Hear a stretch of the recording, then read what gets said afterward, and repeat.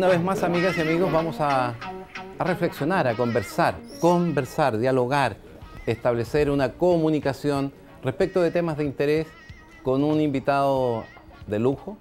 Eugenio, bienvenido a esta conversación. Gracias, senador. Vamos a dialogar sobre el evolucionismo, sobre la recuperación de la visión de Darwin en la sociedad contemporánea, cómo cientistas de distintas áreas están recuperando esa conceptualización. Y previo a eso, y dado que de una u otra forma presenta un cierto roce entre una cosmovisión, un lenguaje, una conceptualización que define una cierta ontología, es decir, el ser, define el ser de las personas. Esa visión de verdad es un tanto revelada con esta otra cosa que surge del darwinismo.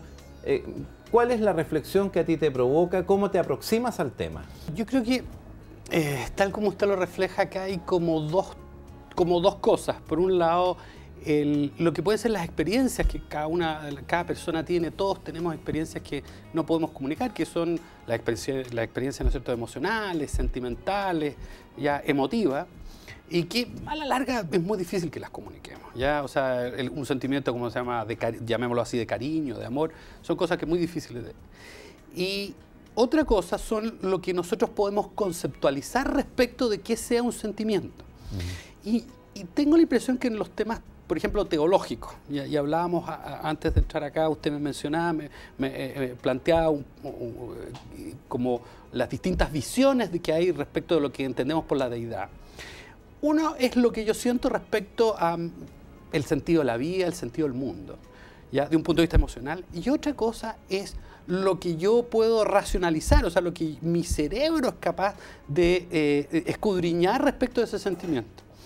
Y en ese sentido, la teoría de la evolución es una reflexión racional, sistemática, científica, respecto de eso. O sea, que finalmente lo que llamamos mundo es un proceso aleatorio, no necesariamente con una finalidad, pero que está guiado por un aspecto, que es la adaptación o no adaptación, ¿ya?, el fracaso o el éxito respecto a cambios que se van produciendo a lo largo de miles de años. Y desde ese punto de vista, tal vez no hay un espacio para una teoría de Dios, ¿ya? Y eso a veces, como podríamos decir, que altera los sentimientos de muchas personas, ¿ya? Pero que básicamente, pero que no necesariamente significa negar que la experiencia religiosa, significa que yo, desde un punto de vista racional, es muy difícil que pueda tener una teoría sobre Dios. En consecuencia, en realidad, de lo que se trata es de, desde un punto de vista racional, de conceptos de reflexión intelectual, entender la realidad desde el prisma, desde el ángulo que propone Darwin y que da lugar a una forma de mirar que es el evolucionismo. Bueno, exactamente, tal como usted lo expresa. Pensemos por un momento, imagínense que las circunstancias para que se produzca la vida son tremendamente azarosas, tremendamente poco probables. Pero una vez producidas ciertas condiciones, para mucha gente el que se produzcan esas condiciones, eso está indicando que hay una causa que las produjo. Bueno, eso es ir un poquito más allá de lo que uno lógicamente podría decir. Pero una vez que se han dado esas circunstancias, ya una temperatura dada, un conjunto de elementos químicos o de aspectos materiales, lo que llamamos vida, lo que llamamos universo, es un proceso sistemático que ha durado miles de años, miles de generaciones. Y ese proceso, ¿no es cierto?, ha sido sistemático y paulatino, y no hay grandes saltos, ¿ya? Bueno, hay toda una discusión en teoría de la evolución si hay saltos, pero... Desde el punto de vista teológico y desde el punto de vista filosófico, esto se define como el teísmo o el deísmo, es decir, la verdad que se derrama desde una visión superior y a uno le dicen, esta es la verdad, y otra que es una verdad que se va construyendo desde la base y que va evolucionando, va subiendo en distintos grados de madurez, y de sociabilidad, de aceptación por parte de la comunidad. Aquí no hay, en esta lógica, no hay una confrontación de orden teológico, no es la disposición de ánimo de ir a contrastar con otra verdad, sino que es de construir una verdad a partir de la reflexión de lo que ocurre en el entorno de la naturaleza humana. No, exactamente, o sea, por lo pronto una cosa que es evidente y que vemos en toda cultura es que todas las culturas tienen formas, algún tipo de relación con la naturaleza, ¿no es cierto? Mecanismos de relaciones entre los individuos y mecanismos en relación con el misterio que llamamos religión. Siempre han existido las religiones, han tenido contenidos distintos y cumplen una función tremendamente útil en términos de generar prácticas o reforzar ciertas prácticas que son de carácter ético. Ahora, evidentemente no creo que podamos construir una teoría racional que nos diga, mire, esto es verdad, o esta es la teoría verdadera sobre la religión o sobre Dios. Por lo pronto, probablemente si nosotros nos ponemos a conversar ¿no es cierto?, y a debatir sobre respecto a que Dios es el principio de todas las cosas, evidentemente esa persona que va y prende una velita todos los días, sábados, domingos, el día que sea, no está pensando en eso cuando está creyendo en Dios. Esa persona cree que está conversando con Dios, entonces es una figura, un concepto completamente distinto. Ahora, el evolucionismo lo que busca en esencia, pregunto, no estoy afirmando, es en definitiva una característica particular de los seres vivos y también específicamente del ser humano, que es la condición de adaptabilidad, lo que le llaman deriva, ¿cierto?, estructural, sí, que permite que el individuo, hombre, mujer, viejo, joven, se adapte y sobreviva en un entorno que es cambiante. Exacto. O sea, muchas veces se confunde, ¿no es cierto?, y por eso que es correcta la descripción que usted hace, se confunde que evolución es cambio. No es cualquier cambio. Es un cambio que es entendido en dos sentidos, y eso es el concepto darwiniano o el concepto que introduce Darwin. Hay cambio, ¿ya?, pero ese cambio resulta de un proceso de adaptación a través de la selección natural. ¿Y qué significa la selección natural? Bueno, que hay ciertos individuos que en todos los individuos se van produciendo, van enfrentando cambios aleatorios del medio ambiente, por ejemplo, durante todo el transcurso en los últimos 2, 3, 5, 10, 20 millones de años, para poner un límite nomás, los últimos 2 millones de años, o 2 millones y medio, que es el Pleistoceno, ¿no es cierto? Hoy día estamos en el Holoceno, los últimos 10.000 años, se producen cambios climáticos tremendos y con variaciones de clima tremendas. Bueno, esas variaciones que evidentemente las sufrieron distintas especies, en algunos casos hubo individuos que fueron capaces, por azar, de tener mejores mecanismos de adaptación que otros. El mejor ejemplo, tal vez, es que hoy día nosotros conocemos poblaciones, por ejemplo, en África, que son capaces de ser resistentes a la malaria. O sea, la malaria no los afecta. Sin embargo, desarrollaron otras enfermedades, paludismo, ¿ya? O el caso de ciertas enfermedades o ciertos grupos humanos, ¿no es cierto?, que tuvieron capacidad de sus genes de soportar, ¿no es cierto?, la tuberculosis u otras enfermedades. Bueno, pero sin embargo, y esos individuos fueron los que sobrevivieron. Le pongo un ejemplo. Usted sabe que el otro día me explicaba el doctor Vial, me decía que hay investigaciones que muestran que nuestra población mapuche tiene capacidad para ser resistente al virus Anta. Y probablemente eso sucedió porque convivieron durante miles de años, pero no aquellos que llegaron más bien de origen europeo, que probablemente no tenían una estructura genética que les permitía adaptarse a eso. Hay ahí entonces una capacidad del individuo de adaptabilidad en un cierto entorno. Por ejemplo, 1/3 de la población mundial aproximadamente es capaz de...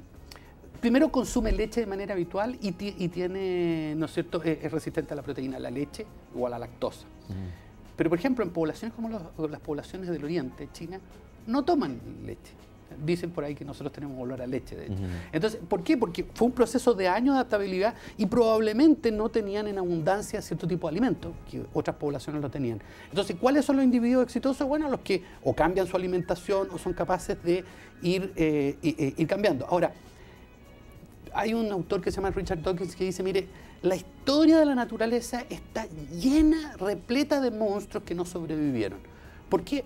Porque la naturaleza o el entorno es implacable también. Si no se trata de cualquier mutación, se trata de aquellas que son que logran sobrevivir frente a esos cambios del medio ambiente. Antes de seguir avanzando en esta línea, a mí me gustaría hacer un paréntesis de reflexión en lo que significa Darwin, en el marcar un antes y un después, sí, en el entorno en el que él se mueve, en el viaje que realiza. Claro. Estamos celebrando además el bicentenario de su viaje.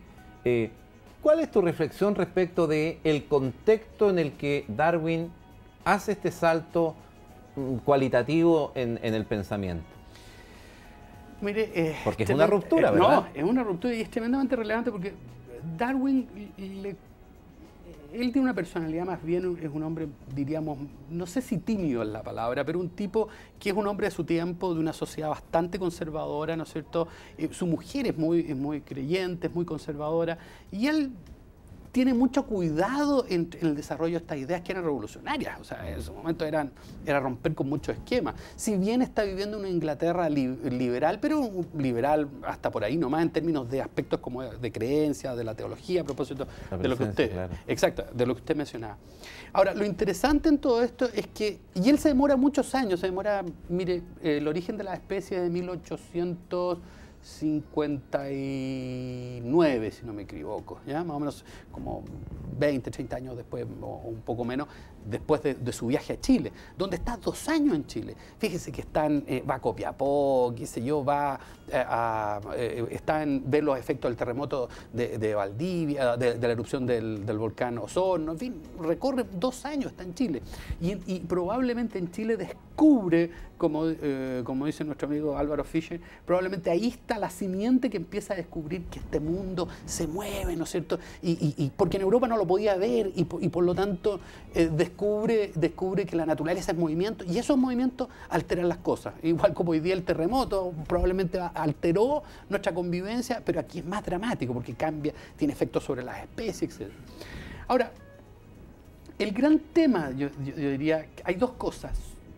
Ciertos autores, ya como Spencer, toman las ideas de Darwin y tratan de darle un significado racista, ¿ya? Y después vamos a ver el origen del fascismo, el desarrollo de la eutanasia incluso en Estados Unidos. A los 20 o 30 se esterilizaban a hombres y mujeres que tenían algunos defectos, etcétera, etcétera. Pero eso no es Darwin. Ya Darwin tiene cosas notables. Por ejemplo, en su diario de un viajero, de un naturalista alrededor del mundo, que es un diario de viaje, ¿ya? Ahí se muestra su liberalismo en el sentido más clásico, un antiesclavista. ¿Quién iba a hablar? Imagínense que en Estados Unidos todavía había esclavitud.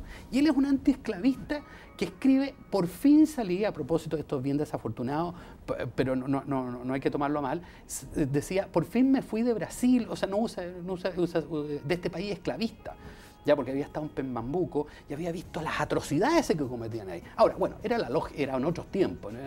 Entonces, por ejemplo, se nota en eso. Por ejemplo, muchos critican que él dice en una frase por ahí que habla de que los onas o los yaganes son abyectos.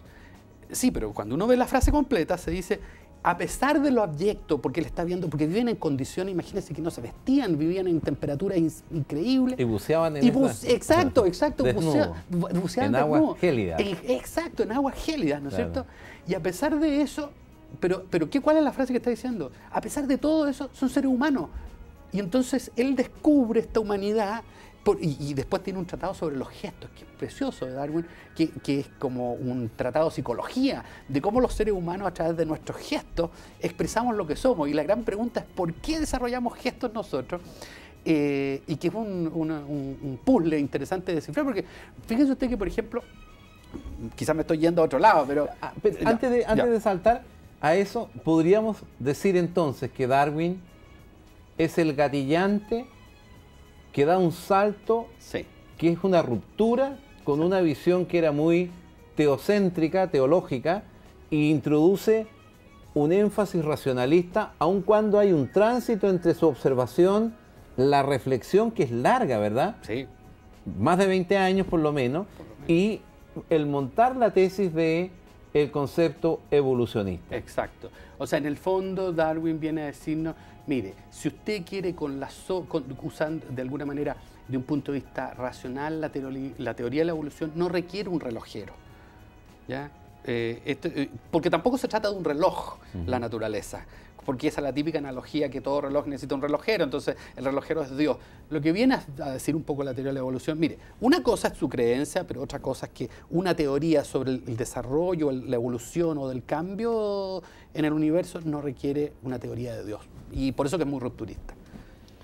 Estábamos hablando de evolucionismo, estábamos analizando el rol de este aporte cuántico en materia de pensamiento que hizo en su momento Darwin, y ahora estábamos ya próximos a dar el salto para empezar a ver cómo se expresa esto en la realidad cotidiana del día de hoy. ¿Qué es lo que yo he percibido? Investigadores en medicina, desde esta conceptualización, investigan el cáncer, investigan distintos tipos de enfermedades. Lo mismo pasa en la política, cómo fluyen las relaciones, lo mismo pasa en sociología, cómo interactúan. ¿Cómo podríamos ahora llevar esto a la realidad contemporánea y cuáles son las líneas que se están siguiendo en torno a esto? Recuerdo en este momento, hay una muy gran psicóloga y antropóloga, bueno, ella es de origen, empezó en la biología, que se llama Leda Cosmide.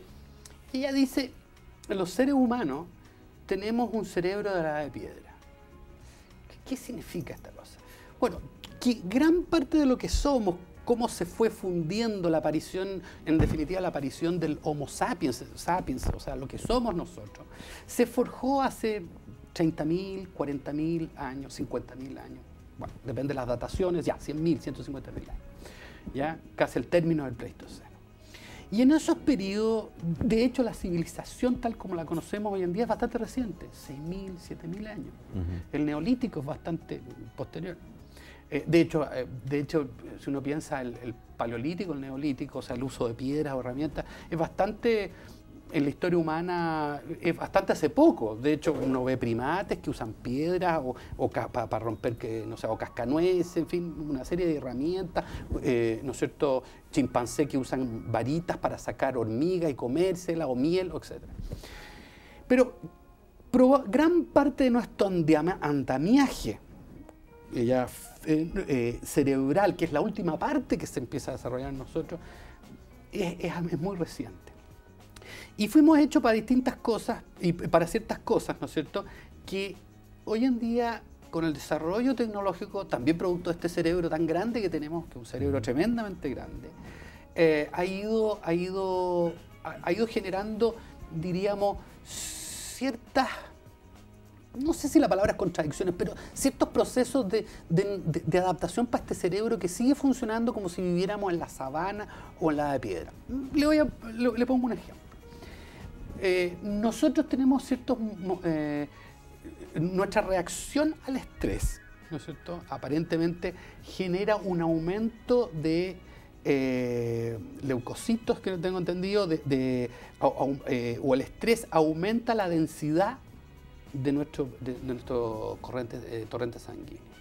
Obviamente, aparentemente, se dice que eso habría sido funcional en un mundo en donde yo estoy sujeto a que me ataque un animal, o sea, las personas que son capaces de reaccionar rápido, evidentemente pueden, frente a una herida, cicatrizar muy rápido. Vamos a hacer un breve alto, estamos llegando al final de la primera parte y en la segunda parte seguiremos ahora viendo cómo este evolucionismo se empieza a expresar en la medicina, en la sociología, en la política, en tantas manifestaciones.